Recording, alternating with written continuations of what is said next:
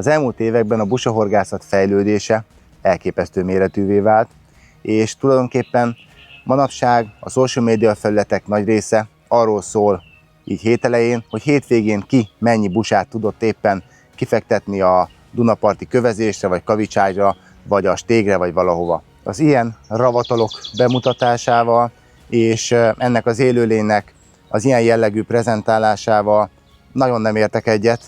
Szerintem borzasztó, megalázó, és nekem szekunder szégyenérzetem van, ha ezekre a képekre pillantok.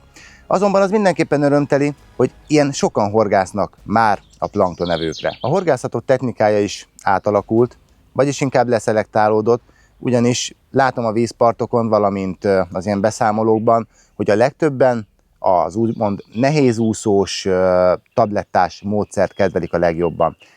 Ez tűnik a legegyszerűbbnek, ugyanis ennek a legkevesebb az eszközigénye, itt nem kell komoly előkészületeket csinálni, nem kell etetőanyagot keverni, nem kell megnézni, hogy milyen a mederfenék, nem kell foglalkozni tulajdonképpen semmivel, be kell dobni a tablettás úszós felszerelést, és már lehet is horgászni. Na persze ez azért nem annyira egyszerű, mint ahogy én most elmondtam, és nagyon jól látom azt, hogy vannak olyan pecások, olyan specialisták, ha tetszik ez a szó, akik évi 100-120-150 napot tudnak csak a busa horgászatának szentelni, mert nem horgásznak más módszerrel, és kedvelik ezt a fajta horgászmódszert. Náluk látom azt, hogy a végszerelékek alakításában olyan nüansznyi pici eltéréseket alkalmaznak, amelyek viszont az eredményességet nagyon-nagyon megnövelik. Mivel én nem tudok ennyit szentelni a planktonevők horgászatának, akármennyire is szeretném, kénytelen voltam felvenni a kapcsolatot olyan specialistákkal, akik elláttak engem ilyen hasznos tippekkel, kis taktikai elemekkel, és olyan jó szándékú tanácsokkal, amelyeket megfogadva tényleg azt tapasztaltam, hogy mennyivel eredményesebbé tehető ez a módszer ezekkel a nüansznyi változtatásokkal, és mennyivel direktebben lehet megfogni a busákat. Nos, ezeket a kis apróságokat szeretném most nektek ebben az epizódban bemutatni, de nem csak ezért ülünk most itt a Kákafoki Holták partján Rokolya Peti barátommal, hanem azért is, hogy nagy vonalakban azért kicsit nézzük meg, hogy hogy áll most a hazai busa állomány, hiszen ez a vízterület nagyon jó reprezentatív példája itt a busa horgászatnak, hiszen az elmúlt években ez tulajdonképpen az egyik mekkája volt a célzott planktonevők horgászatának. Azonban az elmúlt télen történt itt egy nagyszabású úgymond busahalászat, vagy gyérítőhalászat, amelynek az eredményéről majd Peti fog beszélni, valamint itt a környéken nagyon sok olyan horgászíz van, amely úgy, ha valaki lapozgatja a YouTube-ot, vagy a social médiát, azért találni olyan beszámolókat, hogy itt eredményesen horgáztak sportársak busára. Ezeket a helyszíneket is felderítettük, és lehet, hogy a jövőben fogunk rajta majd pecázni egyet. De átadom a szót Petinek, aki egyébként a Kákafoki Holtág azért viszonylag jó ismerője, hiszen tapasztalt nagypontyhorgász, és több sikeres túrán vett már itt részt. Peti, hogy látod itt a busák helyzetét a környéken? Valóban, Sipi, köszönöm az említést. Igen sok időt szenteltem az elmúlt időszakban ennek a holtágnak a vallatására. A Kákafoki Holtág egy igen változatos vízterület, és nagyon nagy vízterület, hiszen több mint 25 km hosszú, és számos olyan helye van, ami más és más. Mi például most a Keresztháti üdülősoron horgászunk, ami az elmúlt években egy rendkívül jó busázó helynek számított, viszont történt, ahogy mondtad is, egy igen nagy volumenű busahalászat a télen, melynek eredményeként 100 tonna busát szedtek le erről a vízről. Ezek zömében ilyen 13-14 kilós halak voltak. Elvileg az elmondások szerint a 10 kg alattiak azok átjutottak a hálón, de hát amint látjuk, hogy brutálisan megcsappant itt a busák száma, és már korán sem olyan egyszerű őket megfogni, mint akár korábban, akik próbálkoztak itt. Nagypontyhorgászataim során a holtág számos részén próbára tettem már magam, mint például a liget környékén, vagy a Dinnyelaposi szakaszon, ahol gyönyörű nagypontyokat sikerült fogni, de nem csupán a pontyhorgászatról szól Kákafok, hiszen változatos rablóhalállománya van, az amúrokat is érdemes megemlíteni, illetve hát a busákat, melyekre célzottan most is mi sipivel horgászunk, illetve hát nem csak kákafok van itt, ami említést érdemel, hanem itt van nem messze tőlünk most például a Hármas Körös, a Békés-Szentandrási duzzasztó, illetve a Ladányi csatorna, melyeket szintén felderítettünk, hát ha érdekesek lesznek egy-egy jövőbeli horgászatra, valamint megemlíteném azt, hogy a Kákafoki holták partján bárki kicsit körbenéz, változatos szállásokat talál, akár a Haldorádó vizek adatbázisban is, mely az oldalunkon található. Itt számos szállás, vagy akár horgászvíz megtalálható.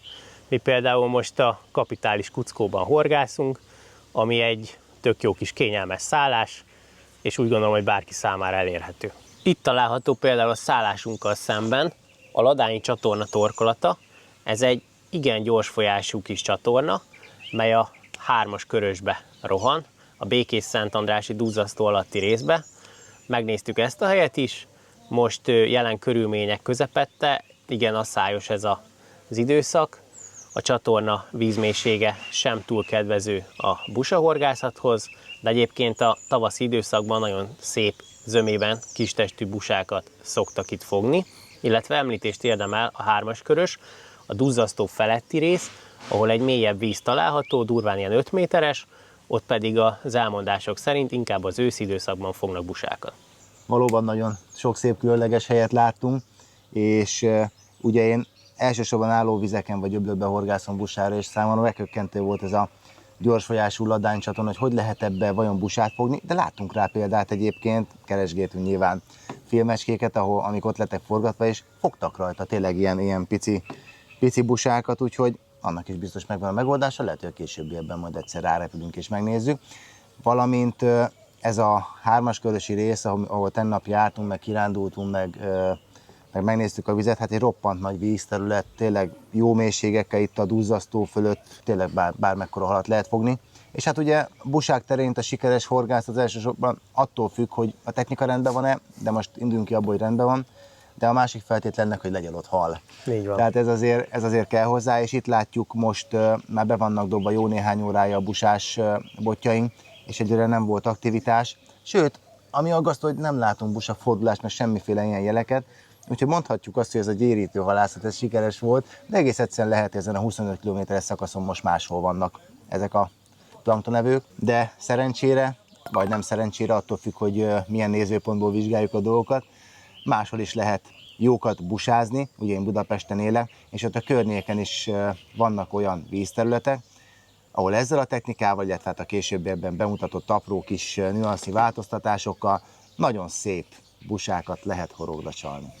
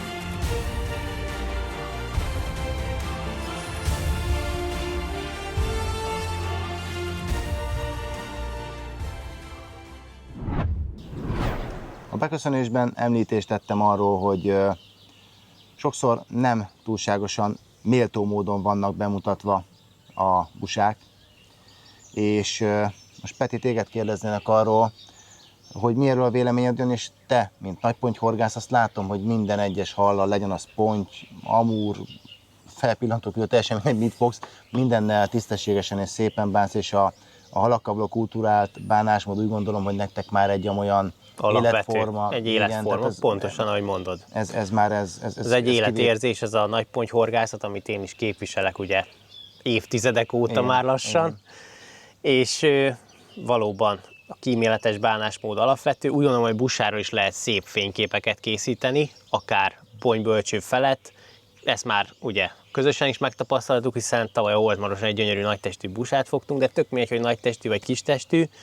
Úgy gondolom, mint horgász alapvető a halakkal való kölcsönös, tiszteletteljes bánásmód, és nyilván a busa az egy invazív halfaj, ami ide került, itt van, ő csak alkalmazkodik, túlél. Rendkívül sikeresen. Rendkívül sikeresen, szinte bárhol, mert olyan helyeken is fognak, hogy nem is gondolnák, hogy van benne busa, tehát kis csatornák, meg gyakorlatilag mindenhol jelen van. Viszont alapvető úgy gondolom, hogy a hal felé mutatott tisztelet, hiszen egy nemes ellenfél a busa is, aki nagyon jól küzd a horgon, viszont én is szeretem a halhúst, tehát imádom a halat enni, és a busa az egy igen finom hal, ugye ezt mindenki tudja, aki kóstolta, jól el lehet készíteni, viszont azt gondolom, hogy a fotón túl már ez, hogy dolgozza fel az ember, vagy hogy bánik a hallal, ez abszolút nem a social médiára, a közösségi médiára tartozik. Igen, és ugye azt kell figyelembe venni, hogy ezek a képek, amik felkerülnek a közösségi oldalakra, nem csak azok látják ezeket, akik célzottan busára horgásznak, és számukra ez olyan magától értetődő, hogy busa, kiterítve, és utána úgyis megesszük, lesz, ami lesz. De ezt nagyon sokan látják azok is, akik csak jó érzésű emberek vagy horgászok, akik egyszerűen nem tudják azt elfogadni, hogy egy állattal így bánjanak. És értem azt, hogy azzal van magyarázva, hogy azok már életen állapotba kerülnek oda ezekre a ravatalokra, de egyszerűen szerintem visszataszító. És arra kérek mindenkit, hogy ha lehet, akkor tartózkodjunk ezektől, mert ezzel demonstrálni bármit, hogy milyen eredményes busahorgászok is vagyunk, szerintem nem felel meg a 21. század követelményeinek. Egész egyszerűen most, hogy tényleg olyan vékony jégen táncolunk, mint horgászok, hogy ugye a természetvédők, állatvédők azért nem nézik jó szemmel ezt a szabadidős tevékenységet, figyeljünk oda arra, hogy mi kerül fel az internetes felületekre, mert ha egy lavina elindul, onnantól kezdve nincs visszaút. És az, hogyha ki van terítve 10-15 gyönyörű szép hal a Dunapartra, a sóderra, vagy egy stégre, vagy a kövekre, vagy az erdőbe, teljesen mindegy hova, az azt gondolom, hogy nem vált ki túl nagy szimpátiát úgymond a közönség irányából, függetlenül attól, hogy tudjuk jól, hogy milyen hatással vannak a magyar vizekre ezek az invazív halak, ez egy dolog. De az, hogy ezt kultúráltan bemutassuk és kultúráltan megfogjuk őket, az már a mi felelősségünk, és nem tudjuk azzal magyarázni ezt a bánásmódot, hogy ez a hal ezt megérdemli, mert ezt egyetlen élőlény sem érdemli. És ugye nagyon nem mindegy az, hogy az internetes felületeken nagyon aktív fiatalok vagy gyerekek mit látnak. Hiszen egy fiatalnak, egy kisgyereknek nagyon nehéz azért azt elmagyarázni, hogy miközben egy 3-4-5 kilós pontyot csókolgatunk, lefertőtlenítjük a szert és úgy engedjük vissza a vízbe, addig egy másik élőlényt agyonverünk egy kővel és kiterítjük a sóderra. Mutassunk jó példát itt is. Sipi, úgy gondolom, hogy tökéletesen összefoglaltad. Én sem mondhattam volna szebben, úgyhogy adok is egy pacsit erre. Bravo!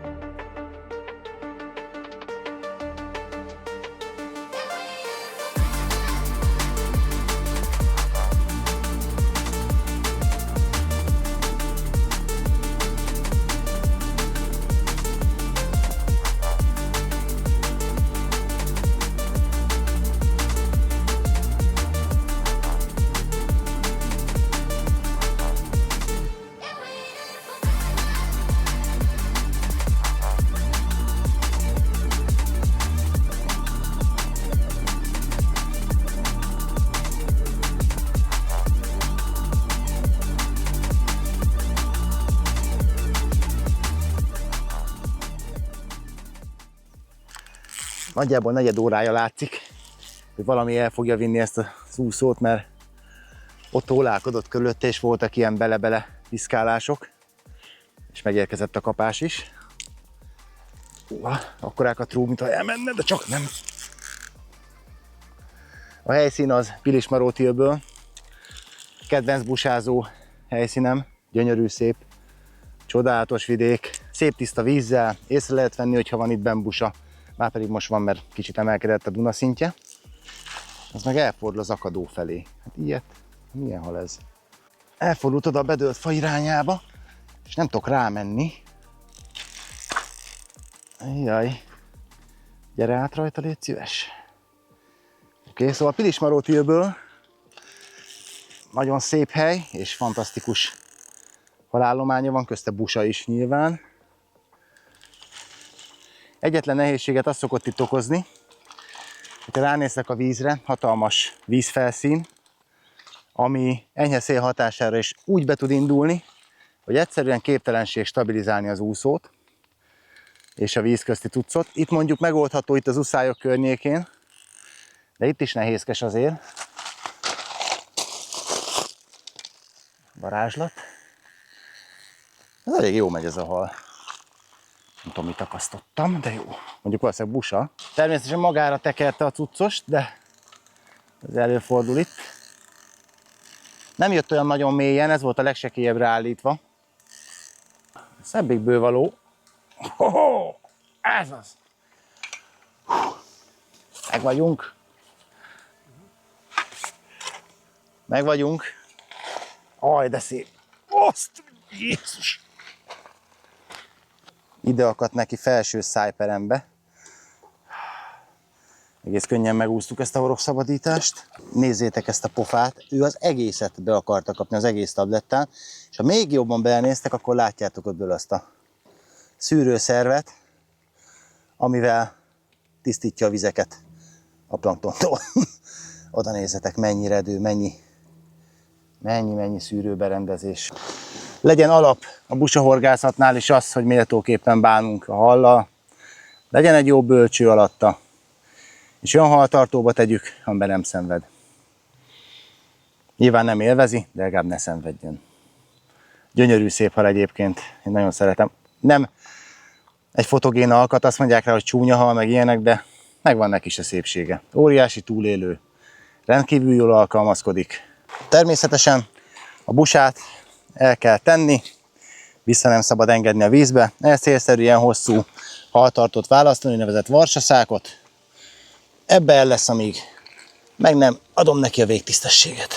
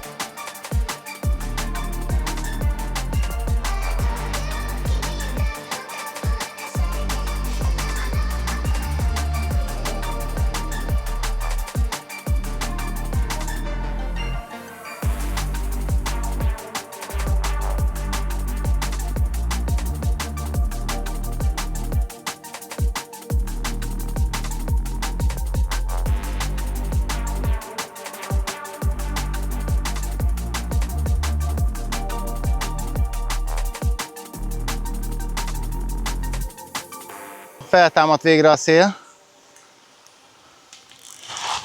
de nem baj, mert ezekkel a nehéz cuccokkal tudom stabilizálni az úszót. Haj, de szép busa! Gyönyörűen akadt neki. Gyere csak ide, te!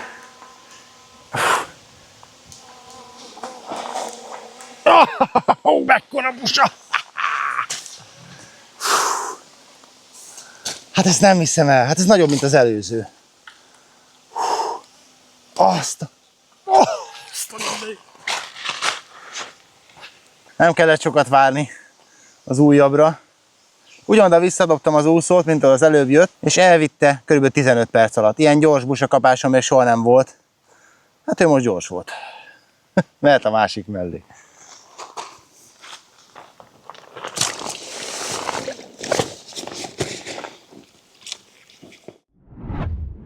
A busahorgászat az Alapoktól című sorozatom keretein belül már nagyon sok busázó végszerléket és busázó technikát mutattam be.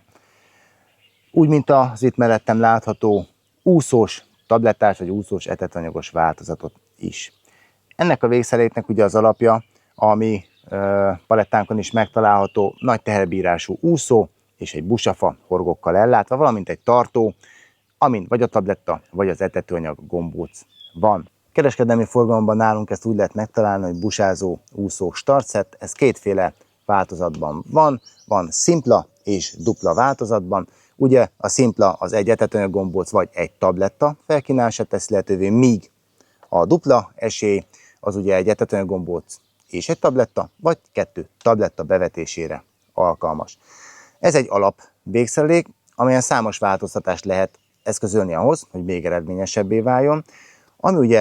Amivel ugye kezdődik egy ilyen végszerelék elkészítése, az az, hogy egy talpaló olmot kell a főzsinórra helyeznünk, ami megakadályozza azt, hogy instabilá váljon a végszerelékünk, és elsodródjon az, ahogy a víz mozgása ugye erre kényszeríti. Talpaló olomnak én mindig egy cseppómot használtam, vagy egyet, vagy kettőt, ilyen 10-20-30 grammosokat, azonban be kellett látnom, hogy ez sok esetben nem elég. Egész egyszerűen például olyan nagy vízfelületeken, mint mondjuk egy Pilismarótőből, ott ha beindul a víz, akkor nem tudom vele megfelelően stabilizálni a végszerelékemet, így aztán megnöveltem a talpalómnak a tömegét, és megváltoztattam annak a fajtáját. Kaptam egy tippet, hogy nagyon jó működnek talpalómként a szivarolmok. Most én választottam ehhez olyan olmot, ami itt található egyébként mellettem, amely egyébként harcsázó végszerékek elkészítéséhez lett készítve. Fekete mat színű, de mondjuk ez pont nem fontos, az viszont igen, hogy egy belső zsinórvezető csővel van ellátva, így aztán könnyedén csúszik a főzsinóron, és nem sérti azt fel. Ebből a 40, illetve a 60 grammosokat alkalmazom. Ugyan megnövelt ólom megköveteli azt, hogy nagyobb és úgymond feszesebb stopper legyen alatta. Már stopper alatt azt értem, ami ugye az úszó testét ütközteti meg. Nem az úszótest miatt kell ide 3 ütköző, hanem azért, hogy dobáskor ez a nagyobb ólom ne csúszson meg lefelé az ütközővel együtt, és csúszson rá mondjuk az úszóra, ezáltal elveszítve azt a vízmélységet, ahol én szeretném felkínálni a tablettámat. Így aztán 3 darab ilyen gumistopper kerül a nagy ólom alá be, ez garantáltan nem csúszik meg a legnagyobb erejű dobások során sem. Hasznos tanácsokat kaptam arra vonatkozóan is, hogy hogyan tudnám a végszerelékem önakasztó képességét növelni. Ugyanis ennél a technikánál mi már nem a kapást látjuk, hanem azt, amikor a hal szájába bent van a horog és menekülni próbál. És itt nagyon fontos az, hogyha véletlenül, mert egyébként ez véletlenül történik meg, bekerül a busa szájába a horog, akkor az ott megakadhasson. Ehhez komoly ellenállás kell, és ez az ellenálláshoz pedig nagyobb úszótest. Ugye a készlet az adott úszótesteket tartalmaz, de azt is figyelembe kell venni, hogy amikor egy aktív horgászat van, tehát nagyobb mennyiségű busa van előttünk, akkor az önakasztás azért gyorsabban megtörténik, mert több hal van ott, tehát ott van úgymond táplálék konkurencia, de amikor ilyen kósza halakat kell megfogni, akkor mindenféleképpen ügyelni kell arra, hogy nagy teherbírás úszó legyen fenn. Én most már minden végszerékemen a nagyobb teherbírás úszót tettem föl, tehát a dupla esélynek az úszó testjét használom. Ez ugyanis egy masszívabb, úgymond bázis biztosított fenn a vízfelszínen, amit hogyha a busa el akar vinni, hát nem akarja szerencsétlen, de ugye a horog már szájában van, és csak egy komolyabb ellenállással szembesül, akkor jobban behúzódik, jobban beakad a szájába a horog, amit aztán nyilván, hogyha már felvesszük vele a kontaktot, akkor mi húzunk be rendesen a szájába, de kell egy biztos pont, úgymond ahhoz, hogy az első akasztás megtörténjen. Van még egy dolog, ami az önakasztást nagyba segíti, az pedig a busafának a tömege. Hát most ugye egy kész busafa, amit ugye általában be lehet szerezni, és ami régóta úgymond forgalomban van, már régóta a busahorgászok látó mezeiben van, az ez a forma. és ennek a tömegét ugye én nem nagyon változtatgattam, azonban azt már megfigyeltem korábban is, hogy teszek fölé egy úgymond cseppolmot, akkor sokkal jobban akad meg, és sokkal stabilabb lesz a bevetett tablettám vagy a tetőanyaggombócom. Azonban így, hogy a nagyobb úszótesteket használok, így megnöveltem ennek a méretét is, ennek a busafa tömegének a méretét, és hát nem a busafa tömegét, hanem ugye több olmot teszek rá fölülre, és így még hatékonyabb az akadás. Még stabilabban állott a cucca a víz közt, és még stabilabban akad meg a hal. Ez nagyon fontos dolog, és persze ez alá most már nem úgy kötöm, hogy egyből a busa fába kötöm be a főzsnort, hanem teszek egy nagyméretű, erős forgót, hogy ez tudjon forogni. Nem tudom, hogy ez számít-e, de biztos, hogy nem árt, hiszen több mozgása van így az egésznek. Mivel ez egy egyszerű végszerelék, így aztán már mi maradt más hátra, mint a horog és a horogelőke, de ebben is kaptam jó tippeket, hogy hogyan lehet még jobb ez a végszerelék. Változtatni kell az előkék hosszát, még akár horgászat közben is. Ez nagyon fontos, hogy a felkínált csalogatóanyag, tehát a tabletta vagy a gombóc alá lógjanak be a horgok. Hogyha mellette van, az is okozhat akadást, mert vannak olyan esetek, amikor a bus egészen közel megy a tablettához, vagy a gombóchoz, és szinte ráharap arra, de jellemzőbb az, hogy alulról jön, hogy válnak le a szemcsék, alulról kezd el szűrni, és akkor egyre közelebb bátorkodik magához a tablettához, vagy a gombóchoz, és akkor előbb-utóbb a horog véletlenül befordul a szájába. Tehát mindig legyen alatta, és nagyon fontos, hogy nem kell finomkodni a horog előkével se, legyen jó vastag, a horog pedig legyen azért termetes, hogy rendes fogást találjon abba a halszájba.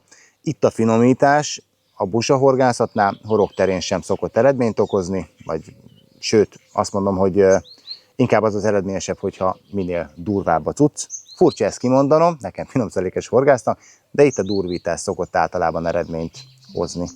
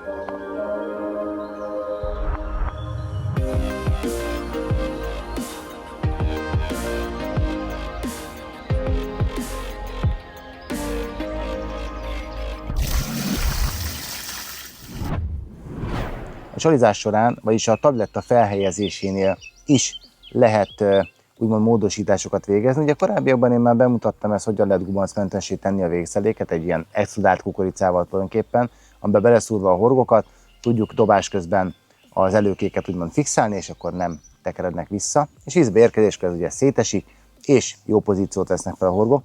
Azonban nagy erejű dobásoknál ez nem mindig biztos azért, mert letörik az a puffasztott kukorica, vagy az extrudált kukorica, vagy vízbecsapódáskor rosszul érkezik, vagy ilyenek. Sokkal biztosabb az, hogyha egy PVA szalagot, vagy egy PVA hálót hívunk segítségül. Az első feladat, hogy felbontjuk a tablettát. Fontos, hogy ezt ne úgy tegyétek, hogy tekergetitek össze-vissza, hanem szépen ollóval, hogy ne törjenek össze ezek a kis hengerek. Így szépen elvágom. Hát most a lassú oldódásút fogom használni. Felvágtam a csomagolást, szépen kiveszem belőle a préselt kis tablettát. Ezt a szálat innen ki kell tekerni.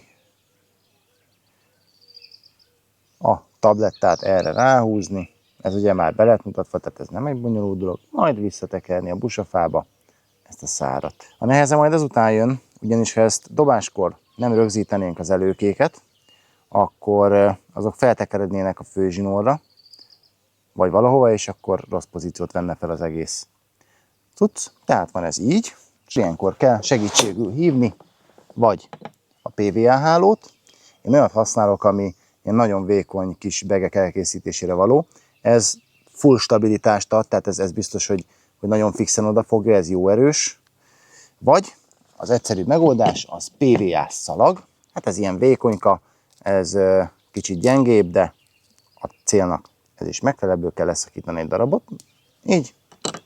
Majd rákötni a tabletta alsó részére. Ezt érdemes fixen tartani ezt a tablettát, mert ha megmozdul, meg ezek az olmok is megmozdulnak, akkor a nagy horgok valamivel bele kell kapaszkodjanak, és ez biztos, hogy az ujjam lesz.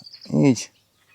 Kötöttem rá egy ilyen tök jó hurkot, megfogom itt a horgot, ide beleteszem, ezt ide visszateszem a tabletta és a szalag közé, így. És biztonságosan be lehet vetni végszeléket gubancmentesen. Ez beír a vízbe, szépen felveszi a pozíciót, leoldódik a PVA szalag, kiengedi a horgokat, aztán igazából nyugodtan ülhetünk rajta akár egy órát is, hogy tudja, hogy nincs gubanc, és ha arra úszik a busa, és elkezd szűrögetni, akkor van esély megfogni.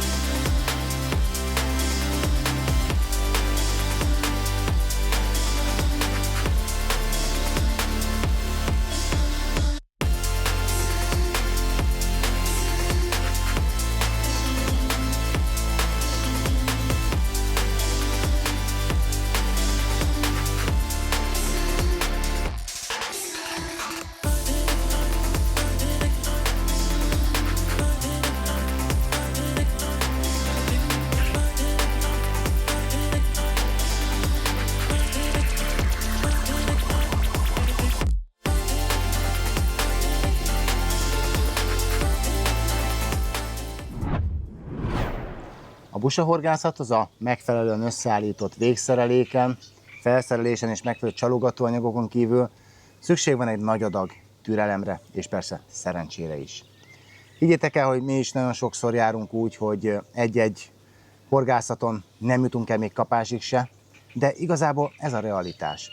Nagyon sokakat megtéveszt az, amikor látják mondjuk a Facebookon, hogy 10-12 busa van terítékre hozva, csak éppen soha az nincs közölve, hogy az hány nap alatt és hány bottal lett kifogva. Mi azért megpróbáljuk ezt kicsit reálisabban megmutatni.